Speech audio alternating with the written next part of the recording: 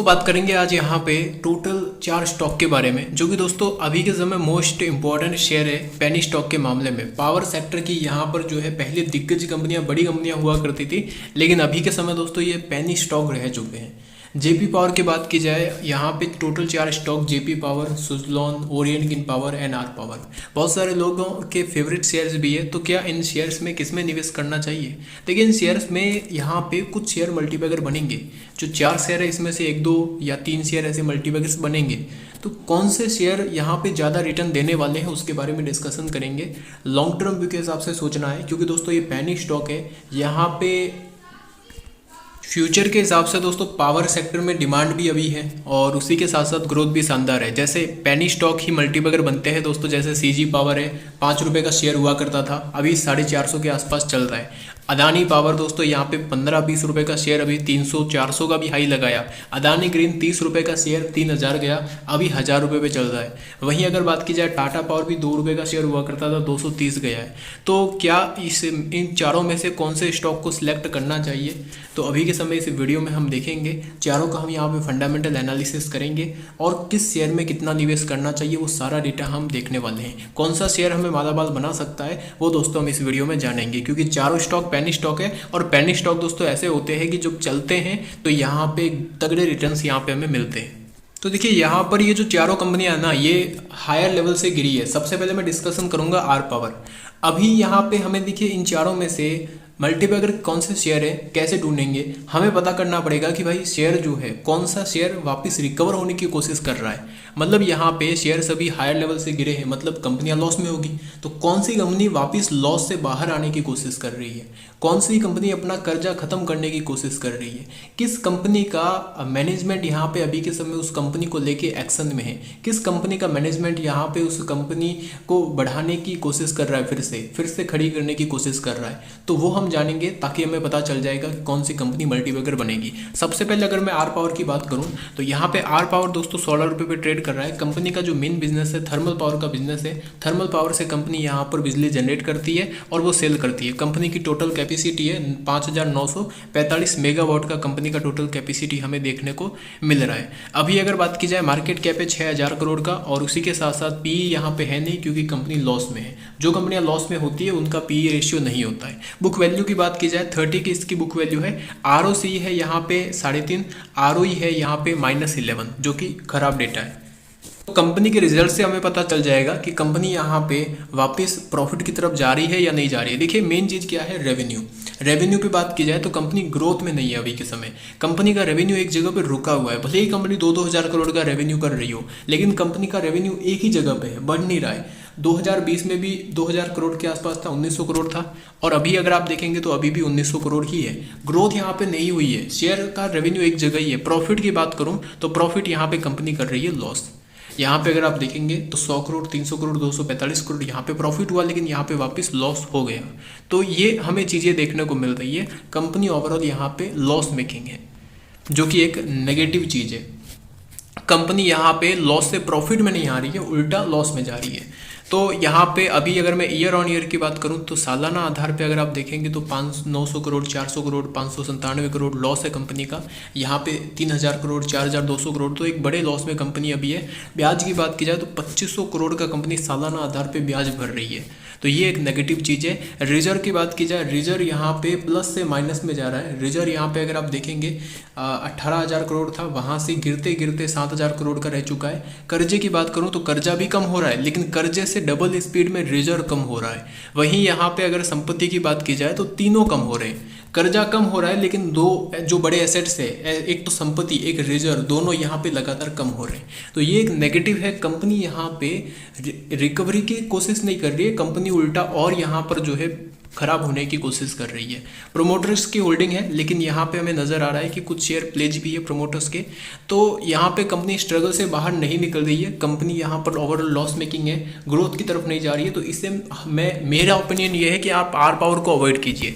जो आपके 4 स्टॉक्स है ना, कि 4 स्टॉक पर आपकी नज़र है, तो इनमें से आर पावर को आप हटा ही लीजिए, ताकि आपको आसानी होगी बाकी जो 3 बचे शेयर से उनको परखने की। क्योंकि आर पावर अभी के समय इस रेस से बाहर है गाइस, क्योंकि यहाँ पे हमें ग्रोथ नज़र नहीं आ रही है। कंपनी को बहुत ज़्यादा टाइम लग जाएगा इस कंपनी को वापस सही होने में। इस कंपनी का जो मैनेजमेंट है अनिल अंबानी, तो उनका भी यहाँ पे कुछ खास दोस्तों इस कंपनी से रिलेटेड हमें कुछ प्रोस्पेक्ट देखने को नहीं मिल रहा है, तो इसको अभी के समय आप अवॉइड कीजिए। अगला स्टॉक है दोस्तों ओरियन ग्रीन पावर। अब इसमें क्या है, देखिए यहाँ पर अगर मैं बात करूँ तो कंपनी बिजनेस कौन सा कर रही है, एक तो रिन्यूएबल एनर्जी और एक विंड एनर्जी। तो ये कंपनी खुद ही प्लांट लगाती है और उस प्लांट से जो भी बिजली बनती है उसको बेच के पैसा कमाती है। तो अभी के समय अगर बात की जाए तो ये कंपनी का जो बिजनेस है वो ग्रोथ सेगमेंट में, company wind energy renewable energy में गवर्नमेंट भी सहायता कर रही है, तो इसका जो बिजनेस है वो फ्यूचर के हिसाब से बेटर है। वहीं अगर बात की जाए 1388 करोड़ का मार्केट कैप है और पीई की बात की जाए 67 का है, बुक वैल्यू है 5.5 की और आरओसी है 7 और आरओई है 1.82 जो कि प्लस में है। वहीं यहाँ पे अगर मैं बात करूँ दोस्तों कंपनी के रिजल्ट्स की, तो ईयर ऑन ईयर के आधार पर कंपनी का रिजल्ट रेवेन्यू में जंप आया है और सेल्स यहाँ पे हमें इंक्रीज होते हुए देखने को मिली है।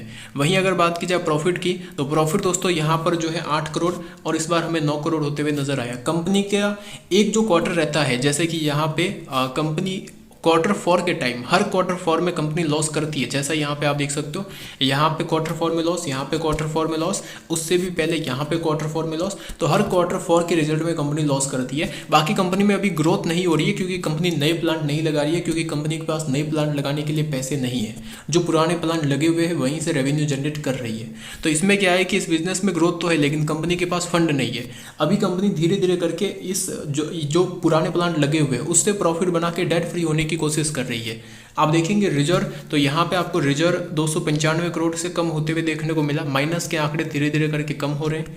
कर्जे की बात करूँ तो कर्जा भी खत्म हो रहा है, 2100 करोड़ का था, अभी यहाँ पे 1091 करोड़ का रह चुका है। संपत्ति की बात की जाए तो वो भी यहाँ पे कम होते हुए नजर आ रही है। तो ये क्या है, सुज़लॉन की तरफ पहले अपने बैलेंस शीट को मजबूत करने की कोशिश कर रही है कंपनी। मैनेजमेंट ने अभी 230 करोड़ का यहाँ पे राइट इश्यू का प्लान बनाया है, तो राइट इश्यू से जो फंड आएगा उससे कंपनी अपने बिजनेस को बढ़ाएगी, जो बहुत ही अच्छी बात है। मैनेजमेंट के पास दोस्तों अच्छी खासी होल्डिंग है, वो चाहे तो यहाँ पे थोड़ा और फंड रेजिंग कर सकते हैं। तो कुल मिला के ओरियन ग्रीन पावर के पास थोड़ी सी हमें पावर देखने को मिल रही है। लॉन्ग टर्म व्यू के हिसाब से ऐसा है कि इस कंपनी का मैनेजमेंट अभी एक्शन में है, तो जब मैनेजमेंट एक्शन में होता है तो वो जल्द से जल्द कंपनी में कुछ कुछ ऐसे बदलाव लाता है जिससे कंपनी कुछ बड़ा कर सके। तो अभी के समय लॉन्ग टर्म की बात की जाए तो ओरियन ग्रीन पावर में कुछ कुछ शेयर आप एक्यूमुलेट कर लीजिए धीरे धीरे करके। जैसे जैसे मैनेजमेंट का कुछ गुड न्यूज़ देखने को मिले, कुछ रिजल्ट्स अच्छे आए, तो वहाँ पे धीरे धीरे करके आप यहाँ पे निवेश कर सकते हो। सारा पैसा एक साथ नहीं लगाना है, धीरे धीरे करके यहाँ पे आपको शेयर जो है वो बाइंग करने हैं जैसे जैसे रिजल्ट अच्छे आए। और अगला दोस्तों स्टॉक है सुज़लॉन एनर्जी। अब ये स्टॉक मैंने आपको नॉर्मली 6 रुपये पे बताया था, हालांकि 300% का तो मल्टीपैकर बन ही चुका है। अभी अगर बात की जाए तो 19 रुपये पहुंच चुका है। वहीं यहाँ पे कंपनी का बिजनेस है दोस्तों wind energy. Company wind energy में वर्क कर रही है और भारत की लार्जेस्ट विंड एनर्जी कंपनी है। 24,000 करोड़ का मार्केट कैप है, 83 का पीई है और आरओसी है 20% की। अभी यहाँ पे अगर मैं बात करूँ रिजल्ट्स की, तो रिजल्ट्स में आप देखेंगे लगातार लास्ट 4 क्वार्टर से रेवेन्यू बढ़ रहा है। यहाँ पे हमें इंक्रीज होते हुए नजर आया रेवेन्यू, लेकिन इस बार गिरा। वहीं अगर मैं बात करूँ यहाँ पे प्रॉफिट मार्जिन की, तो मार्जिन यहाँ पे प्लस में चल रहे हैं और 15% का मार्जिन अभी चल रहा है। इंटरेस्ट की बात की जाए तो देखिए कंपनी कर्जा कम कर रही है, तो 190 करोड़ का पहले ब्याज लगता था, अभी 60 करोड़ का लग रहा है। वहीं प्रॉफिट की बात की जाए तो जो कंपनी सुज़लॉन पहले लॉस में थी वो अभी के समय प्रॉफिट में आ चुकी है और बड़े प्रॉफिट्स कंपनी यहाँ पे जनरेट कर रही है। बैलेंस शीट में अगर आप देखेंगे तो बैलेंस शीट दोस्तों यहाँ पे -12,000 करोड़ का रिजर्व था, अभी -1,355 करोड़ का रह चुका है। कर्जे की बात की जाए तो 13,210 करोड़ का कर्जा था, अभी 1,938 करोड़ का कर्जा रह चुका है। जिसमें यहाँ पे कंपनी के मैनेजमेंट में सीईओ का बड़ा बयान हमें देखने को मिला 2 दिन पहले। सीईओ का कहना है कि Q2 के रिजल्ट के समय हम कंपनी को कर्ज मुक्त कर देंगे, जिससे होगा ये कि कंपनी का यहाँ पर सालाना आधार पर 200 करोड़ रुपए का ब्याज जो है 200 से 250 करोड़ रुपए का ब्याज जो है कंपनी का बच जाएगा, जो हमारे लिए बहुत ही अच्छी बात है, प्लस पॉइंट है। तो कंपनी यहाँ पे 2000 करोड़ का फंड रेज कर रही है QIP के जरिए, जो कि दोस्तों दर्शाता है कि मैनेजमेंट अभी एक्शन में है कंपनी को यहाँ पे वापस बड़े लेवल पे पहुंचाने के लिए। अभी यहाँ पे अगर आप देखेंगे जैसे ही कंपनी में मजबूती हुई, बैलेंस शीट मजबूत हुए, तो यहाँ पे FI वालों ने अपनी होल्डिंग बढ़ाई, 7.79% से बढ़ा के 10% कर ली है। DI वालों ने 5.90 से बढ़ा के 10-11% कर ली है। तो आप समझ सकते हो कि यहाँ पे कुछ बड़ा होने वाला है दोस्तों। FI वालों का भी यहाँ पे इस कंपनी में हाथ हो चुका है और निफ्टी 500 में भी ये कंपनी अभी शामिल हो चुकी है। तो लॉन्ग टर्म वालों के लिए मालामाल ये शेयर कर सकता है। तो ओरियन ग्रीन पावर में धीरे धीरे कर कुछ इन्वेस्टमेंट करना शुरू कर दीजिए। सुज़लॉन में तो आपको एक अच्छा खासा इन्वेस्टमेंट कर सकते हो, 10,000 शेयर खरीद के रख सकते हो, ये मैंने 6 रुपये पर भी बोला था। और आर पावर को आपको अवॉइड करना है। जिन जिन लोगों ने आर पावर में निवेश कर रखा है वो चाहे लॉस में हो प्रॉफिट में हो जो भी हो, स्टॉक को बेच के आप सुज़लॉन में कन्वर्ट हो जाइए। क्योंकि सुज़लॉन लॉन्ग टर्म व्यू के हिसाब से मल्टीबैगर बनेगा। अगला स्टॉक है दोस्तों जेपी पावर। जेपी पावर दोस्तों क्या है, थर्मल पावर में भी है, हाइड्रो पावर में भी है। हाइड्रो पावर की वजह से मैंने इसको सिलेक्ट किया है, जो कि लॉन्ग टर्म में ग्रोथ है हाइड्रो पावर में। और इसका मार्केट कैप है 4866 करोड़, कंपनी का पी है 677, बुक वैल्यू है 15, बुक वैल्यू से अभी बहुत ज़्यादा नीचे ट्रेड कर रहा है। आरओसी है 5 की, आरओई है 0.5 की। रिजल्ट्स की बात की जाए तो रिजल्ट्स इस बार हमें अच्छे आते हुए देखने को मिले। 1708 करोड़ का यहाँ पे सेल्स हुआ है। मार्जिन कंपनी का यहाँ पे अच्छा है, 31% का मार्जिन है। कंपनी का इस बार कर्जा का ब्याज कम हुआ है, मतलब कंपनी अपना कर्जा जो है कम करने पे तुली हुई है। मतलब सुज़लॉन की तरह ये भी जो है अभी डेट फ्री होने की कोशिश करेगी। 192 करोड़ का कंपनी को प्रॉफिट हुआ है। बैलेंस शीट की बात की जाए तो 3592 करोड़ का रिजर्व प्लस में है। और कर्जे की बात करूँ तो कर्जा यहाँ पे लगातार कम हो रहा है। 23,000 करोड़ का था, अभी 4,761 करोड़ का रह चुका है। संपत्ति कंपनी के पास अच्छी खासी पड़ी है। और वहीं अगर दोस्तों बात की जाए इन्वेस्टर होल्डिंग, तो यहाँ पे 24% प्रोमोटर्स है, 4% एफआई वाले हैं, 22% डीआई वाले। तो एफआई डीआई वालों की भी अच्छी खासी होल्डिंग है। लॉन्ग टर्म के हिसाब से जेपी पावर सही है, लेकिन यहाँ पे पहला स्टॉक है, देखिए पहला यहाँ पे आपको फोकस करना है सुज़लॉन पे।